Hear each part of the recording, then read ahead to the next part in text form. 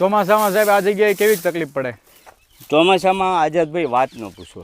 હા આ ઉપરના ભાગમાંથી હું આવું ને ક્યારેક લપસી જાઉં, હા પણ પડી નથી ગયો, કારણ કે પરમાત્મા કરી રહ્યો છે. બરાબર, એ ધ્યાન રાખે. હા, એ બધું ધ્યાન રાખે ને એ બધું કરે, આપણાથી કાંઈ થાય નહીં. સાહેબ આ બધી ભાવના તમારી ક્યાંથી હોય? તમારા ફોરેસ્ટ વિભાગનો એવો અનુભવ કયો, કંઈક એવી વાત કરો પક્ષી પ્રેમ વિશેની તમારી. આઝાદભાઈ, હાજી. હું 87ની અંદર, હા 87ની અંદર અહીં ક્યાંય પાણી નહોતું, બરાબર. આ નર્મદા નથી, કાંઈ નહોતું. હા ત્યારે હું ફોરેસ્ટમાં ડેલી વેજ તરીકે કામ કરતો હતો. હમ.